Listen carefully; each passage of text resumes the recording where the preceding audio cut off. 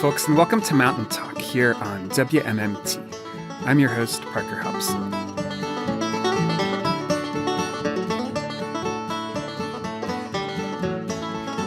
So, Appalachia, of course, is a place with a rich history and culture of storytelling. So it's no surprise, really, that the mountains have also been the home of so many great writers over the years. Back in the 1990s, we here at WMMT decided to document and celebrate some of the many excellent women writers who have called the mountains home. To do so, we put together a 15-part radio series called Tell It on the Mountain, and each episode of the series features interviews with and readings from different women writers from across the region. Today on Mountain Talk from the WMMT Vault, we bring you two different episodes from the Tell It on the Mountain series. First, we'll visit with the West Virginia writer Denise Giardina, and then in the second half of the show, we'll hear from Sharyn McCrumb of the Blue Ridge Mountains of Virginia. These shows were produced by former WMMT producer Maxine Kenny, and they were hosted by the great Appalachian poet and writer Nikki Giovanni. Here is today's first episode featuring Denise Giardina.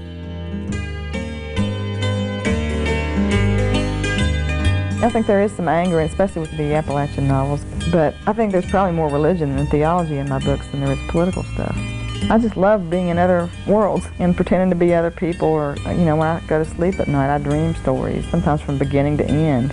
It's just something, that's there and has to come out, and it's just fun to do. I always liked to daydream when I was in school, and it just seems like daydreaming with a purpose.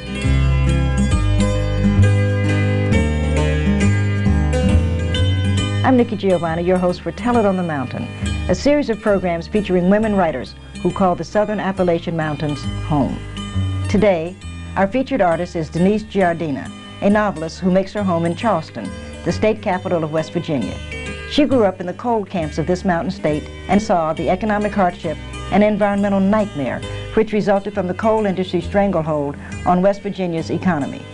All these experiences, she says, gave her a strong interest in history and social issues, and they helped fuel the anger that motivated her to write her highly acclaimed Appalachian novels, Storming Heaven and The Unquiet Earth.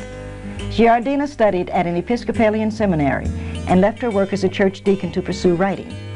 Giardina's work seeks a higher truth while dealing with politically charged issues. Denise Giardina writes about the extraordinary acts of ordinary people and is in the vanguard of younger writers in the mountains who are sharing the power of story. There are a lot of writers who don't touch religion with a 10-foot pole, where they act like it doesn't exist, and I really am not crazy about that writing either. Actually, I think Christianity is really it's about succeeding by being weak and living by dying, and all this imagery, and that fits very well with the mountain experience, I think, and has helped people make sense of their lives and the life of the region. And there may not be any more people going to church in the mountains than anywhere else, but are people even who consider themselves formerly religious, but that mindset has kind of soaked in, I think, that you can survive by, you don't have to be rich and powerful and pretty and with it, that there are other things that are important, and that there are things that help you survive that have more to do with more human qualities. But a sense of mystery along with that there's also this divine, some power, that is there, whatever it is.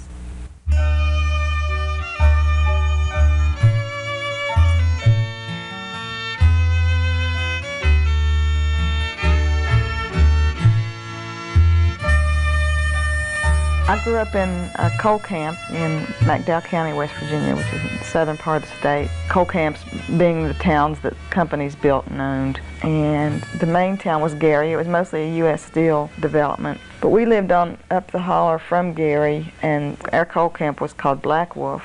I lived there till I was 13 years old. My dad was a bookkeeper for a coal company in McDowell County, and my mom was a nurse. And I had one brother. We grew up in a small 4-room house that was basically like the miners' houses, but we were a little bit better off because my dad was a white-collar employee, and I remember feeling bad about that.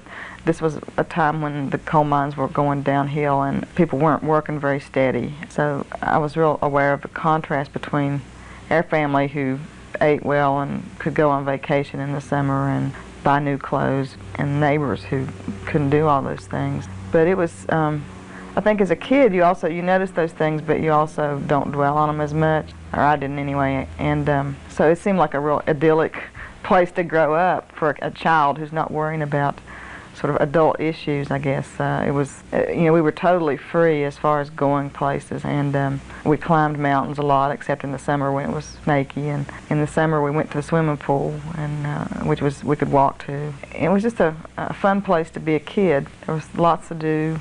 So my memories of it are kind of ironically really pleasant, and I hated to leave there. In fact, though, it was a time of really tough times for the coal fields, and people were leaving. I think about a third of the people in the county moved away during that time period. I mean, I think my experience, even though in some ways it was like growing up in the country, was more urban because there were a lot of stores and restaurants and movie theaters and things like that, and there also was a real diversity in the population. I think the area that I grew up in was about 30% black, for example.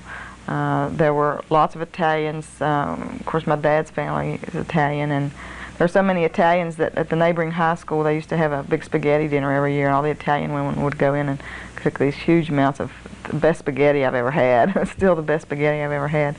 There were lots of people with Eastern European backgrounds. I went to school with kids named Wojciechowski and Crutch, we called it, but I don't know what but Krajc, Blahas, and there were also, this was starting to change, I think, when I was a kid, but there had been a fairly large Jewish population in Welch. There had been a synagogue there.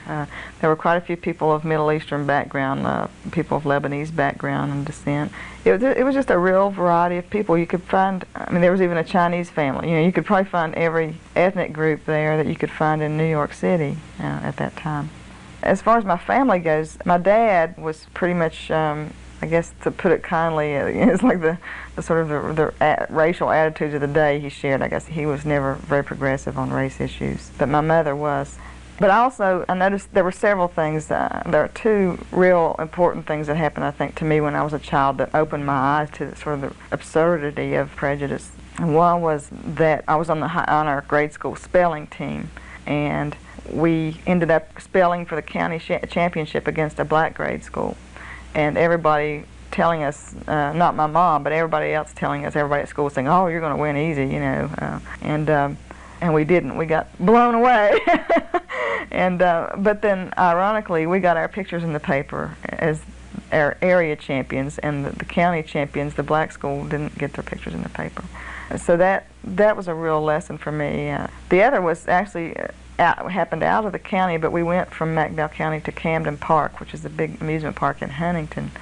And this was an all-day journey. This was like a 4-hour drive for us, which seemed forever to kids. And we got up at the crack of dawn and left and got there. And it turned out it was the one day of the year that blacks were allowed to use the facility and whites weren't allowed in. And so it was reverse. Actually, we're standing outside. I'm like 10 years old. We're crying our eyes out because we've been looking forward to this for months, and you're watching all these black kids inside having fun, and also just thinking, why can't I go in there with them? I don't mind, riding rides with them, and the whole situation was just so absurd, and we had to turn around and come back home. And I remember my mom saying, we were in the back seat crying, and my mom says, well, how do you think they feel the other 364 days of the year? And that was a real lesson.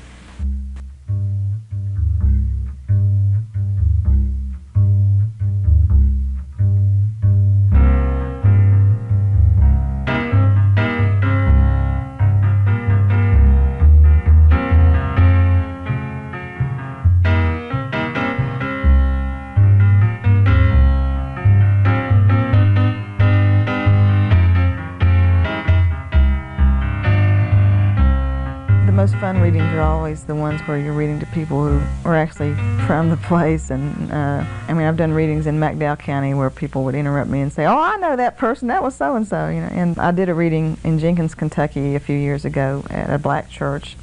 Jenkins is one of the few, I guess, coal camps in Kentucky that still has a fairly large black population. And there are a few others, but that was really special because I read a scene that was set in a black church from Storming Heaven. From the time of the mine wars, and it was really fun to see people's response because they're hearing stories about people like themselves and people who've experienced some of the same things that they've experienced. Makes you realize that that's what storytelling and literature are for. It's not some head trip, it's about people's lives. Let us have her to come at this time and let her read excerpts from her book dealing with those that worked in coal mines. Come, Denise.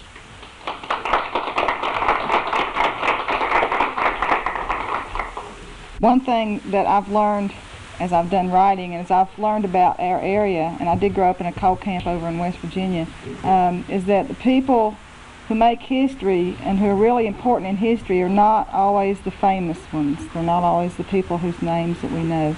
I'm going to read a little short selection from my novel Storming Heaven, but before I do that I have to kind of set it up a little bit and tell you the context of it.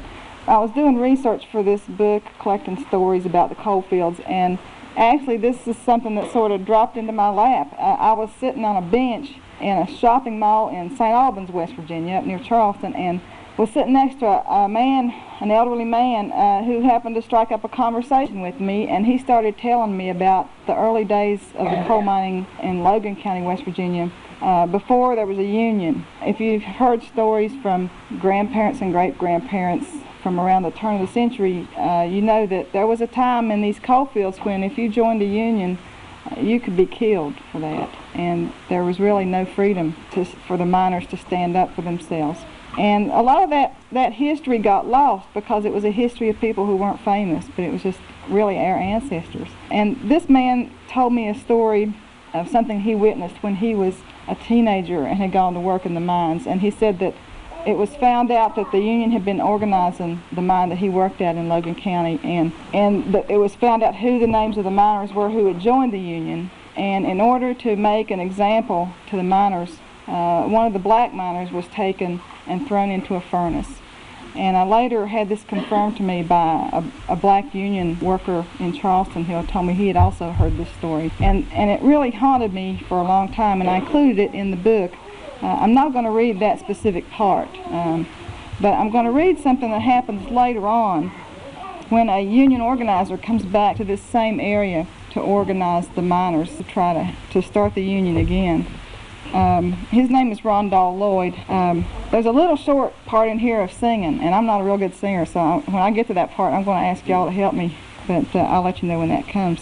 In the book, the man who was murdered, I gave him the name Johnson because I never knew his name, but that's what I call him in the novel.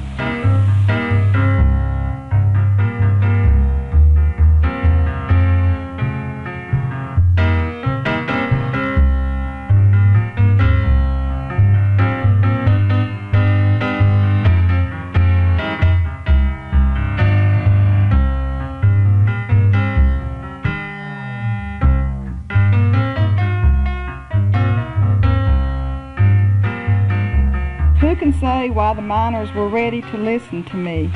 They broke their backs and died of roof falls and rib rolls and gas. Their children went to bed hungry and died of the typhoid. Their wives took the consumption. They themselves coughed and spit up. True enough. They stayed in debt to the company store. They had no say at the mine or freedom of any kind. They could be let go at a moment's notice and put out in the road or beaten or shot. All true. But it had always been that way, and they hadn't fought back. Everything had always been the way it was. But why were they listening this time?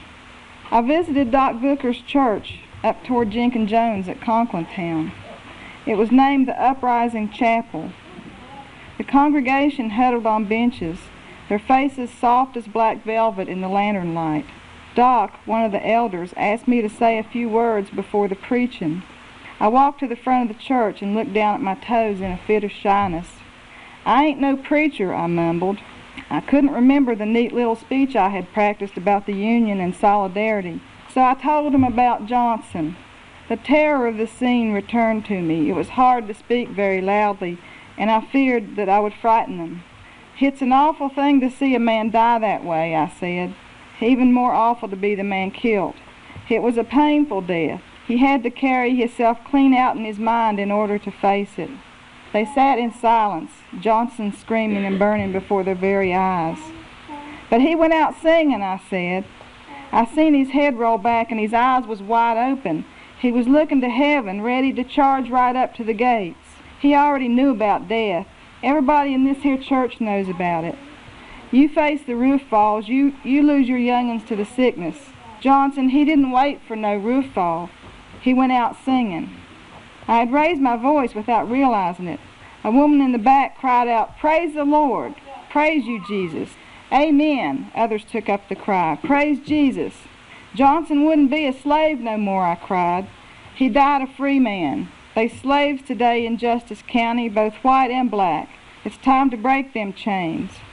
I slipped back to my seat, for it was time for them to do their own talking. "Lord," the preacher was shouting, "we heard this before, and we are not afraid." A woman with her head bound in a yellow kerchief stood with a tambourine and sang, this is where I need some help. "This little light of mine, I'm gonna let it shine. This little light of mine, I'm gonna let it shine. This little light of mine, I'm gonna let it shine, let it shine, let it shine, let it shine." She stepped from side to side in time to the music, and the congregation joined her, clapping and rocking. "Way down in that coal mine, I'm gonna let it shine. Way down in that coal mine, I'm gonna let it shine. Way down in that coal mine, I'm gonna let it shine, let it shine, let it shine, let it shine." Doc Booker up front pulled a red bandana from his back pocket, waved it back and forth, and tied it around his neck.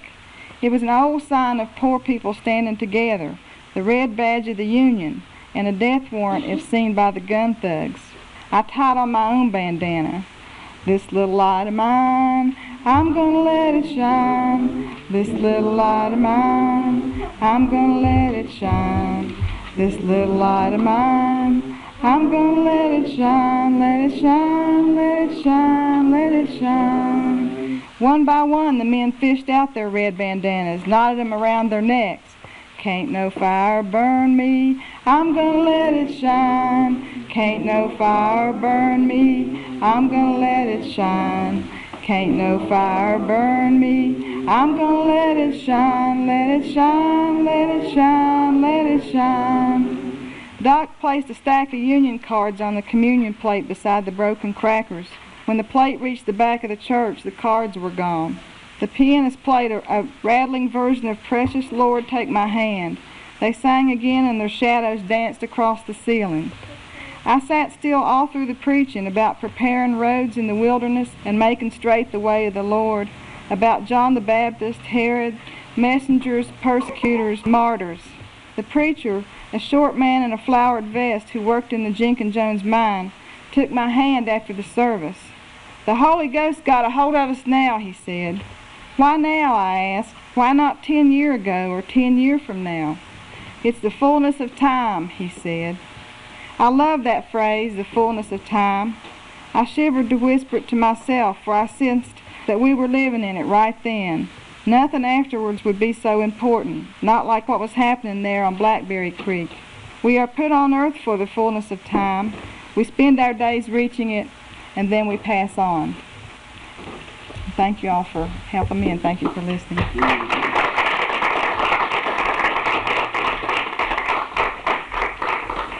You know, when I opened my history books at school, I didn't see any mention about us. So the idea that maybe you could have a history of just, you know, a history book that would have actual history in it about the region, I didn't have a sense of till I was grown, actually. And my Italian grandparents couldn't talk English very well, and so I had a real hard time communicating with them.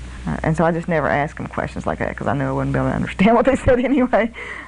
So I didn't hear a lot of Union-oriented stories, but some of the personal stories in the books are based on family stories. There's a scene in Storming Heaven where kids get chased by a mad dog, and that's the story my mom told.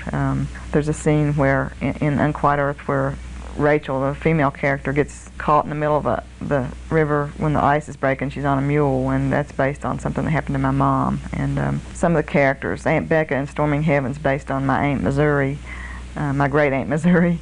So there are family stories like that I work in. But also some of it's made up too, so it's like it would be hard for somebody who doesn't know me or the history to say, oh, that definitely happened, because I don't always tell which is, which is actually something that happened and which didn't.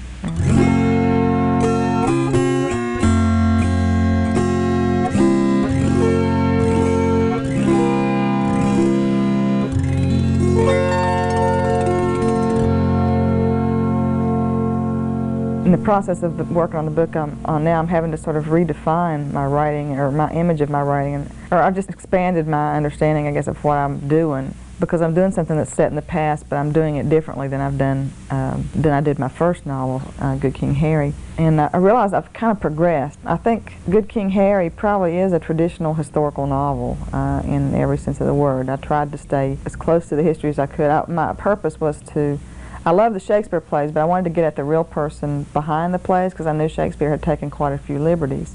And I was trying to do something similar with Storming Heaven, except that it was going to be, the characters were going to be totally fictional, and I was real clear on that. I think you could call it a historical novel too, in the sense that I was very scrupulous with events. I didn't want somebody to say, well, she made all that up, or she exaggerated that, even though I've heard that people have said that, but it's not true. In fact, I toned some things down now and then because it was just so outrageous that it's like, after a while, it was kind of overkill. So I really tried to stick close to what actually happened. I began to move away from that some with the Unquiet Earth. Even though Unquiet Earth covers 60 years of history, I don't consider it a historical novel so much. And, I consider it contemporary fiction. And the book I'm working on now, I find myself also resisting calling it a historical novel, because I'm taking all kinds of liberty with details, not with the main thrust of the story, but I'm changing times, I'm conflating events sometimes, and I'm merging characters. I'm writing about real people in Nazi Germany and combining some characters and fictionalizing others and creating a personal life for the main character, which he may not have had because his personal life is very guarded, and I'm having to kind of invent it. And so I'm real nervous about calling it a historical novel, because I'm just thinking of it, it just feels like fiction to me, and I'm doing what Shakespeare did, which is not letting historical facts get in the way of a good story, so to speak. The central character is Dietrich Bonhoeffer, who was a German minister and theologian, and he eventually was part of the plot to kill Hitler. And his theology certainly is very available, and the main events of his political activities are, a lot of his early family life, but personal relationships, except for a few friendships, are not really talked about much, and so there's a whole area that I've had to invent. And I just, little things happen, like I just finished writing a scene just after Hitler's taken over. It's the day Hitler has taken over as chancellor, and there are torchlight parades through the streets, and then a book burning. Well, actually, the major book burnings that are famous didn't take place until several months after. But I really needed it for the scene. I needed it there. So I'm just giving myself the freedom to make those kinds of changes. It's fun. I'm enjoying it, and I'm just kind of worried that people who really are into the literal historical record are going to throw brickbats at it. But but I'll just say, well, Shakespeare did it. So I know there are writers who sit down and just come up with things really fast and write really fast, and I'm a slow writer, and I have to think about something for years before it's ready to actually start.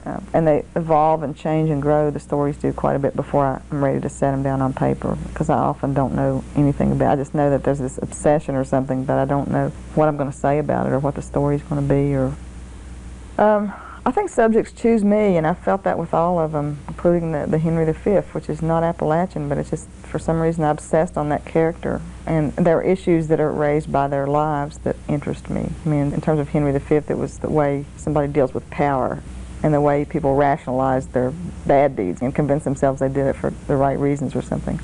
And then I wrote the Appalachian books, which would seem, I guess, a more natural choice. I guess it wouldn't surprise people as much.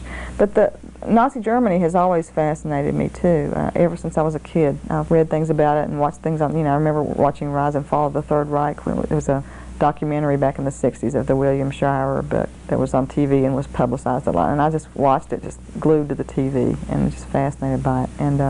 And I encountered the Dietrich Bonhoeffer character in the 70s.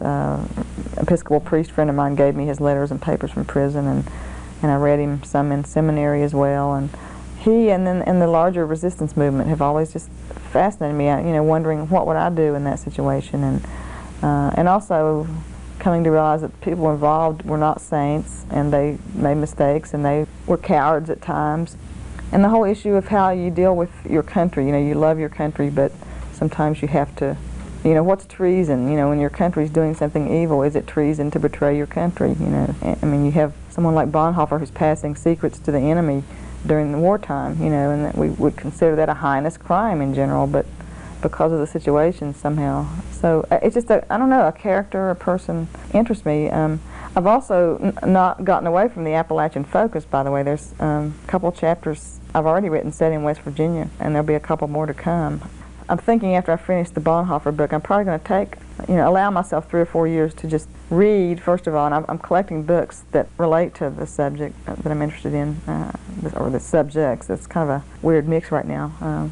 But I've got this thing rolling around in my head right now. It's a mixture of independent women who are seen as witches and burned at the stake because they're women living by themselves and like cats, which I think is what most witches were, and then there was this anti-women hysteria. I've got this book called Witch Craze that I'm going to read that takes a feminist view of witches.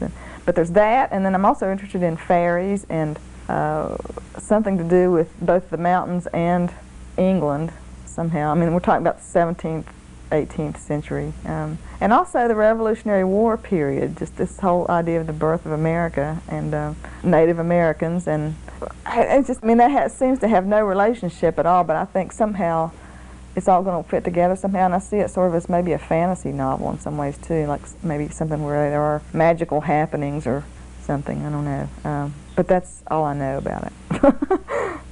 I've had men and women in my books, and I think the one I'm doing now, though, because it's Bonhoeffer, it's really, there's only really, there are a couple of strong women characters, but they're not as central as the men, and I just think I'm feeling a need next to do something really centered on women, so I thought that would be, and the witch thing is always fascinating me, and stories like, plays like The Crucible, Arthur Miller, I think it's very relevant to today, actually. I think the backlash against feminism and the way women are treated in the Islamic world, and the Christian right. And I could write something very timely, I think. And it's hard to describe how that works in, but it does.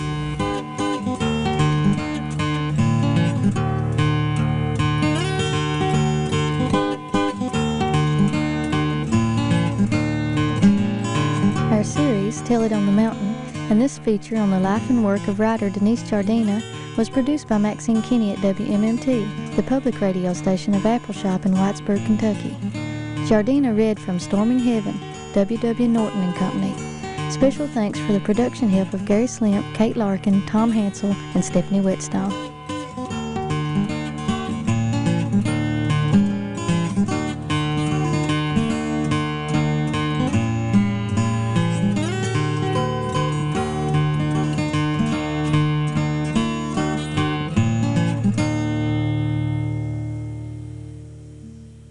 What you just heard was an episode of the former WMMT series, Tell It on the Mountain, a visit with the West Virginia writer Denise Giardina.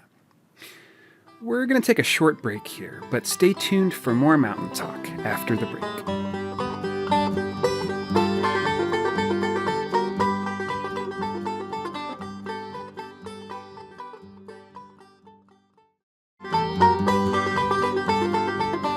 Welcome back to Mountain Talk here on WMMT. I'm Parker Hobson. Today on the show, we're bringing you selections from the former WMMT series, Tell It on the Mountain, a series which showcases and celebrates Appalachian women writers. Up next, series host Nikki Giovanni brings us our second episode today, which features the writer Sharyn McCrumb, who lives and writes in the Blue Ridge Mountains of Virginia. There is a word for hillbilly in every language of a country that has mountains.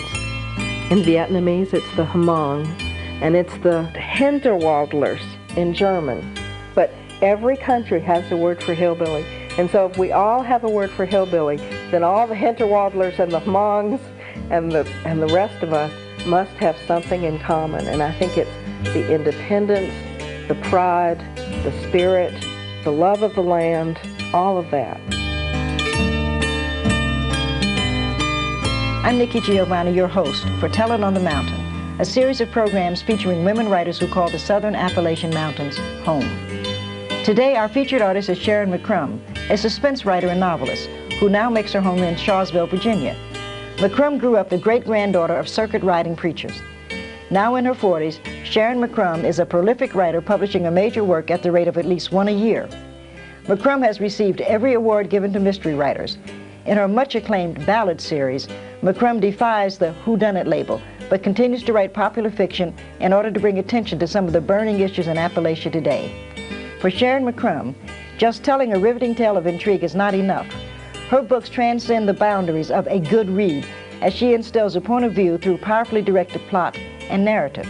A point of view that takes up for the little guy in battling the corporations, the developers, and any others who attempt to desecrate the beauty and integrity of the Appalachian Mountains and its people.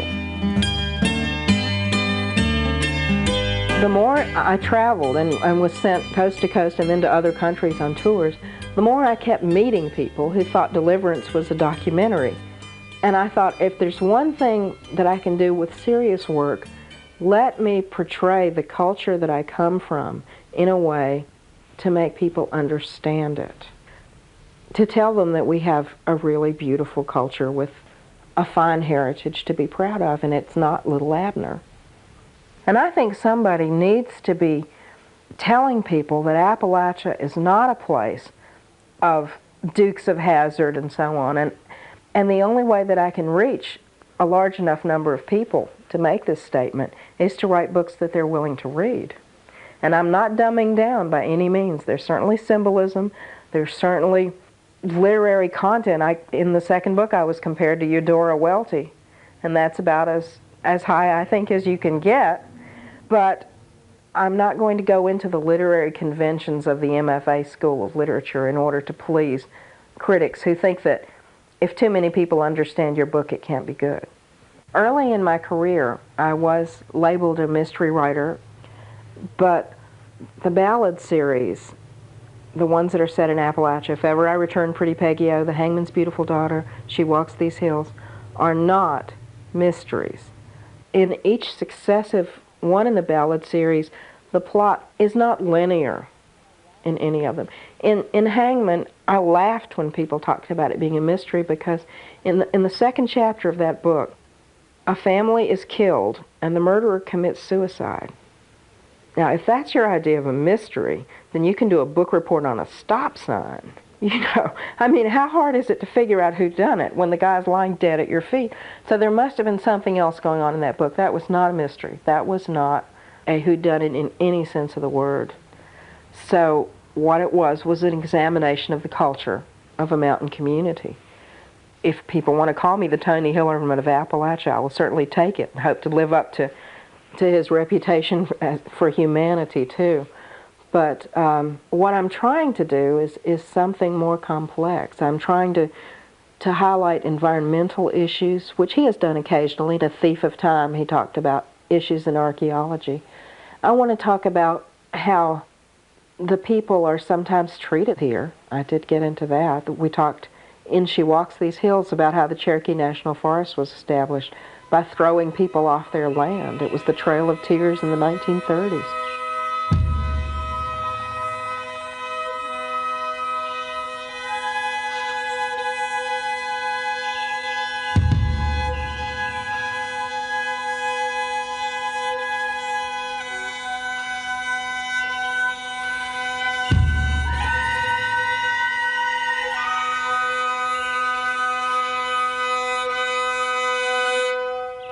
With The Hangman's Beautiful Daughter, the first thing that came to me was a series of images that I could not make sense of. The river's not dried up, but it's so polluted you couldn't call it alive. The old woman is alive, but she talks to the dead, so she's caught between both communities in the valley. The groundhog, when it hibernates in the winter, is not dead, but you couldn't really think of it as alive because its little heart only beats 4 times a minute. In each case, what you've got is this threshold state. And The Hangman's Beautiful Daughter is built around that one winter in a Tennessee mountain county and all the various ways that the people are caught in this liminal state. Of course, you men don't know your family ghost stories because what happens is these things are handed down by the women in the family. What happens is at family reunions, the women clear away the dishes and they go out in the kitchen together while the men go watch football or talk about carburetors or something. The women are in the kitchen, and first they tell childbirth horror stories, and that gets all the rookies out of the room. And then we get down to it, and so all the supernatural things in your family will be handed down from woman to woman. And so Hangman is from women's point of view. It takes place in the winter, and it deals with the future. And in this, the main character, the strongest character in it, is Nora Bonesteel, a woman who has the sight. It starts, Nora Bonesteel was the first one to know about the Underhill family. Death was no stranger to Dark Hollow, Tennessee, but Nora Bonesteel was the only one who could see it coming. She was well past 70, and she lived alone in a white frame house up on the part of Ash Mountain that had been Bonesteel land since 1793. Across the patchwork of field and forest, eye to eye with the Bonesteel house, was the outcrop of rock called Hangman, looking down on the holler with a less benevolent eye than Nora Bonesteel's. They perched on their respective summits, the granite man and the parchment woman, in a standoff older than the pines that edged the meadows. She seldom left her mountain fastness except to walk down the gravel road to church on Sunday morning, but she had a goodly number of visitors, mostly people wanting advice, but they'd come bringing homemade blackberry jelly or the latest picture of the grandbaby so as not to seem pushy about it. Folks said that no matter how early you reached her house of a morning with a piece of bad news, she'd meet you on the porch with a mug of fresh brewed coffee, already knowing what it was you'd come about. Nora Bonesteel did not gossip. The telephone company had never got around to stringing the lines up Ash Mountain. She just knew. Dark Hollow folk, most of them kin to her anyhow, took it for granted, but it made some of the townspeople down in Hamlin afraid, the way she sat up there on the mountain and kept track of all the doings in the valley, sat up there with her weave-in and her pet groundhog and her visions. The night that Garrett Webster died in that wreck on the road to Asheville, Nora had the carrot cake baked to take to the funeral by the time somebody stopped in the next morning to tell her about the accident. She had a dream, she said, while she was sleeping in that old iron bedstead with the hollow pipes at the head and foot of it. Suddenly she'd heard a clang and felt the bed vibrate as if somebody had hit those footboard pipes with the point of a sword. She'd sat up, looking to see what woke her, and there was Garrett Webster standing at the foot of her bed, smiling at her from inside a glow of white light. When he saw that she'd seen him and knew who he was, he faded away and the room was dark again. It was 8 minutes past 5.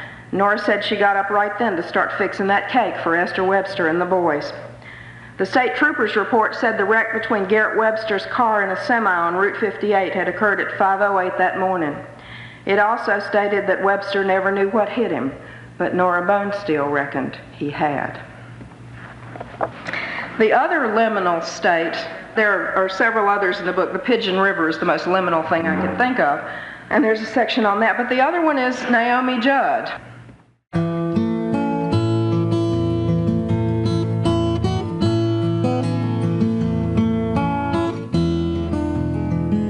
Spencer Arrowwood sat in a metal folding chair on the floor of the Civic Center, Section F, Row 24, with a Judd's Farewell concert program, a photo, and a cassette tape resting in his lap. Beneath his feet, a soft protective surface covered the wooden floor of a basketball court, and high wooden bleachers lined the walls. But tonight, the steel raftered Coliseum was neither a sports arena nor a convention site. For one night only, it had become a secular cathedral. The massive slabs of sound equipment and the lighting systems flanking the stage herald the coming event, as did the hucksters selling T-shirts and albums in stalls near the back of the room. Spencer looked down at his newly purchased 8x10 photo of Naomi and Winona Judd in fringe and turquoise, posing in a southwestern landscape of red sandstone cliffs. Their costumes suggested the Navajo style of dress, which struck him as odd since the Judds were descended from an East Kentucky family that went back well over a century in the southern mountains. He wondered why the city people who decided such things thought that the Arizona desert was exotic, but that Appalachia, despite its ghosts and gold mines, Cherokees and Civil War legends, cougars and child ballads, moonshine and white water, was not. It was 10 minutes until showtime, and still people were filing in. There was hardly an empty space anywhere. Spencer glanced about him, a little embarrassed to be there at all, and hoping he wouldn't be seen by anyone from Hamlin and hailed as a country music groupie. He looked at the assortment of faces in the rows near his seat, wondering if he had anything in common with any of them, aside from their one musical obsession. They weren't the concert crowd he had expected. There was a smattering of teenagers, but there were just as many people over 60. Most of the audience seemed to range in age from 25 to 50. Heavy-set women with frizzy hair, urban cowboys in Harley-Davidson t-shirts, dowdy suburbanites wearing polyester finery and brass chain necklaces from Leggett's, and a smattering of wheat germ folks with tanned, preppy faces and jogging suits. Spencer wondered if he was overdressed for the occasion. He was wearing his tweed jacket and the navy fisherman sweater his mother had given him for Christmas. The Judds would be decked out in sequins, but it wasn't as if they could see into the audience. Everyone else looked like they'd just come from Kmart. He wondered if he still looked like a cop out of uniform. He still thought like one. He studied the faces, looking for images from mugshot books, signs of drug taking, or the hostile leer of a mean drunk. He wasn't even in Wake County. Strictly speaking, trouble here would be none of his business, but still he looked. He hoped there wouldn't be any trouble, though. She deserved better than that. This was the Judd's farewell tour, because Naomi Judd had been stricken with an incurable disease, and now a host of her loyal followers had crowded into the Coliseum to say goodbye. It was a funeral with t-shirt sales. He felt like a fool for being there, and even more because he minded so much that Naomi Judd was dying. She could have reigned for decades on her voice and her style, but she developed an illness, and that was the end of it. The glory hadn't lasted long enough, but at least she had been given it. If she died young, she would become the female Elvis, a bluegrass Madonna canonized by the love of her fans, because they had to keep believing that dreams come true for people who live in trailers. The roar from the crowd shook the rafters. Spencer stood up with the rest of them and applauded as the two auburn-haired women walked to the center stage and greeted the cheering darkness. Naomi Judd was as beautiful as ever in her gold lame costume with a full skirt that made him think of square dancing. Winona, her raw-boned daughter, was dressed in black and carrying her guitar, but Spencer barely spared her a glance. This was Naomi's night. He watched the way she slinked across stage like a cat dancing among the footlights. When Winona sang lead, Naomi would stand like a candle in her pink spotlight with such serenity that you never realized she must be counting measures and thinking of the notes she would sing. She glowed. She laughed. She teased the stage-hands. He'd never seen anyone look so radiant, so far from death's door. He tried to remember every detail of the performance to save the joy of it for later, when, wherever Diana was, Naomi would be gone. Toward the end of the performance, Mama Judd thanked the crowd for their support and their prayers. She talked about faith and beating the odds against chronic active hepatitis.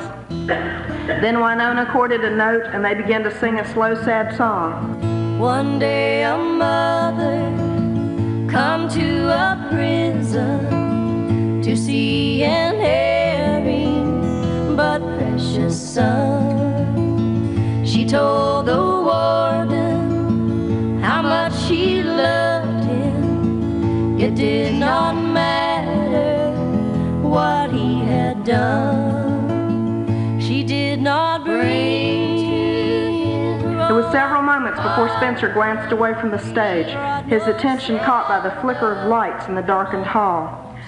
People in the bleachers were standing up, holding lit matches, candles, cigarette lighters. Their tiny flames flickered in the darkness, illuminating tears on the solemn faces, burning prayers, or just an eternal flame to say goodbye. Spencer fumbled for his cigarette lighter, the one he used to light emergency flares at wrecks. He held the sputtering flame aloft, feeling not at all foolish in this steel-raftered cathedral with concrete floors and bleachers.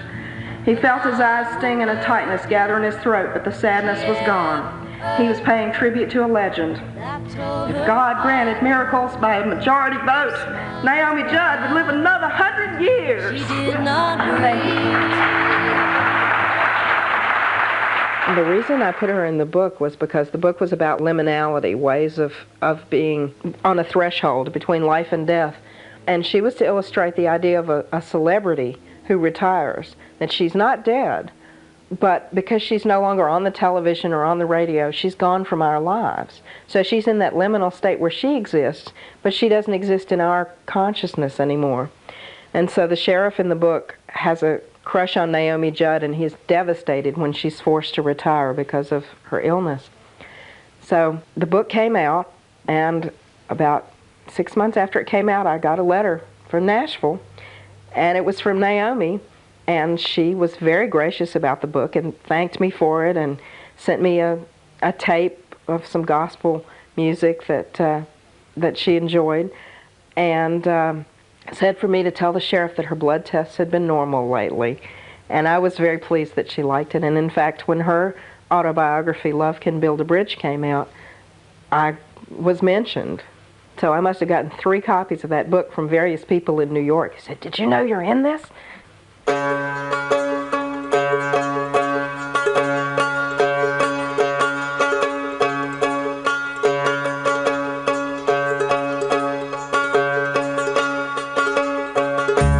Storytelling, I think, has always been an important part both of the family and of the culture itself.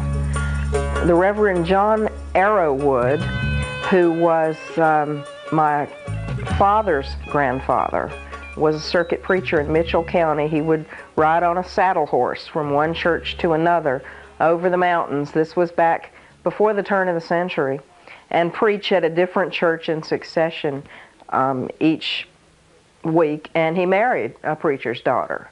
But one of the oldest family stories is that when the Reverend John and Nora got married, he brought her over the mountains to the farm where they were going to live, and they were riding saddle horses, and she had a riding crop that was, I believe it was mulberry. And when they came to the new farm, she dismounted from her mare, and she stuck that riding crop in the wet ground in the front yard. And it grew into a great big tree over the years, because of course certain trees like locust and things will take root. And they called that tree Grandmother's riding crop. One thing I think was having the storytellers in the family, and also my father, whose idea of bedtime stories was not so much to read, although we were great readers. Anytime anybody had any free time in the family, they were sitting down with a book.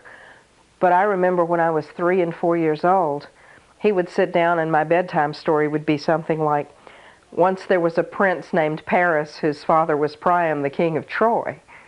And so we would do the Iliad just as a folk tale. I come from a mixed marriage. My mother was from Tidewater, North Carolina, the plantation set, and my father is from Unicoi County, Tennessee. So growing up, I always had a choice of these two cultures. It was Debussy versus Ernest Tubb. In fact, their first major impasse as a courting couple was when she invited him home for Sunday dinner, and Grandmother put out the chicken and the gravy and the peas, and he took the cream and sugar and put it on his rice, whereas the rest of them were planning to use the gravy, and Grandmother said, "Helen, may I see you in the kitchen?" So right there, the lines were drawn between mountain culture and flatland southern culture, and I had a choice. But it seemed to me, as I grew older, that all the substance, all the stories that were worth telling, came from that side of the family. Everything that spoke to me as a creative person had its roots in the mountains.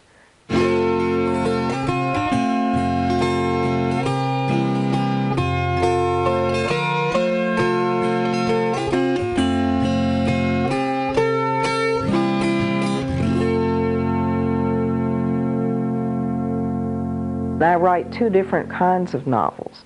For the satirical ones, the Elizabeth McPherson series, which are rightly classed as mysteries usually, it starts with, wouldn't it be funny if? Wouldn't it be funny if you took a real Scot to the Highland Games? That was Highland Laddie Gone. It was a study of culture. Some ideas are funny, and some ideas are serious. And I think you could probably turn something either way. Well, to give you an example, the one that I'm working on right now, we had a fellow around here who was a jackleg preacher who announced that the Lord had instructed him to take a second wife, a little 16-year-old, in addition to his first wife, not instead of. So he now has 2 wives. And I thought that was just hilarious. And I suppose probably Erskine Caldwell could have done this in a nice, serious, naturalistic way. I am using him as a satirical figure, and I'm going to call the book, If I'd Killed Him When I Met Him, I'd Be Out of Prison Now. Even at the age of 7, before I had mastered the comma, I was telling everybody I was going to be a writer. That was it. I was writing always little things I called novels with a No. 2 lead pencil on lined paper, 5 pages long, about things like UFOs in Wyoming. They said the 50s equivalent of don't quit your day job, you know. They said that's nice, and I think maybe the idea was that back then you didn't have too many ambitions for women, and so they thought, well, maybe she'll marry somebody that can make a decent living, and that's what she can do instead of playing canasta. I think I've always been somebody who was looking for patterns. I have, if anything, a comparative sort of mind. This is like this. I'll always think, who does that person look like, or what does this remind me of? And I think that the searching for patterns is always the first step toward telling stories, because stories is making order out of chaos. It's, here's what this means. Here's where this is going. And so for me, it was a sense of structuring the world so that I could understand it, because I always wanted to understand things. I grew up with Mark Twain and Jane Austen and all the 19th century people, and the 19th century poets who told stories. I love narrative. So Tennyson and Longfellow and all the, if it had story to it, I'd read it. And that's, I think, why I liked country music as opposed to rock, is because all country songs tell a story. And it has that narrative tradition in it. Then as I grew up, got to be a teenager, I got very interested in the British woman mystery writers. I read Dorothy Sayers and Agatha Christie and Niall Marsh and Josephine Tay and so on, because I always learned something. I didn't like long, turgid books in which nothing much happened, so Trollope was not a great favorite of mine. And when I got my master's, I invited people to a party, and they could either bring a covered dish or a kerosene-soaked copy of a Thomas Hardy novel.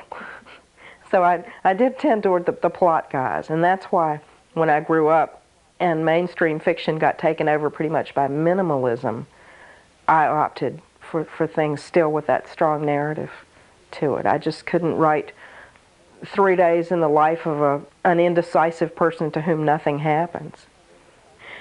From the very beginning, I was publishing paperback originals, getting paid not much money. They were being dismissed as mysteries and not selling, enough copies to keep Stephen King awake at night. When I won the Edgar in 1988, I found out that the person who had nominated my book for the award was Barbara Michaels, who also writes as Elizabeth Peters. She's a suspense writer and often on the New York Times bestseller list. And I thanked her, and she's something of a character too. She reminds me of Auntie Mame, and I offered to buy her a drink at the awards, and she said, "My dear, I have 7 publishers. I will buy the drinks." And then I asked her what advice she could give me as a struggling novice with a husband in graduate school and a growing weariness with Vienna sausages. And she said, "Get a new agent." And I said, "They're all in New York. I don't know any of them." And she said, "I'll get back to you." And then she called her agent, who was really one of the best in New York, and bullied him into taking me. And it's made an enormous difference.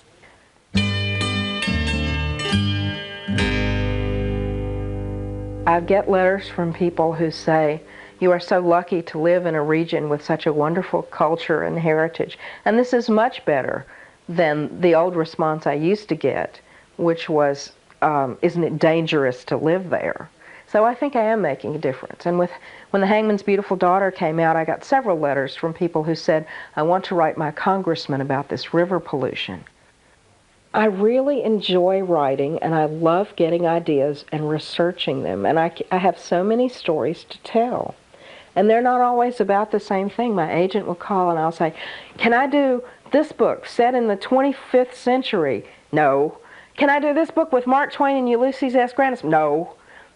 And sooner or later, of course, he realizes that as with any writer, the books that I write are the ones that the ideas won't go away. And if those ideas won't go away, sooner or later I'm going to sit down and write the books. But what does sustain me is that it's like going into another world when you work. I can be sitting here at the computer, but really I'm with a whole different group of people having adventures.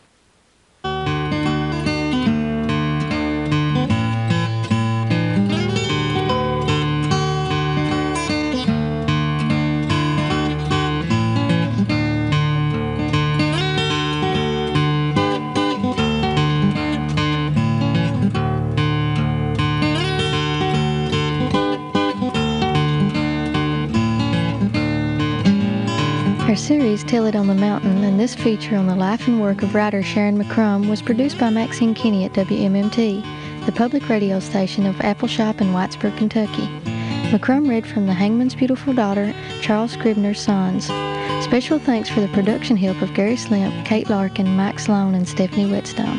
Funding for this series was provided by the Corporation for Public Broadcasting, the National Endowment for the Arts, the Kentucky Arts Council, the National Endowment for the Humanities, the Virginia Foundation for the Humanities and Public Policy, and the State Humanities Councils of Kentucky, West Virginia, and Tennessee.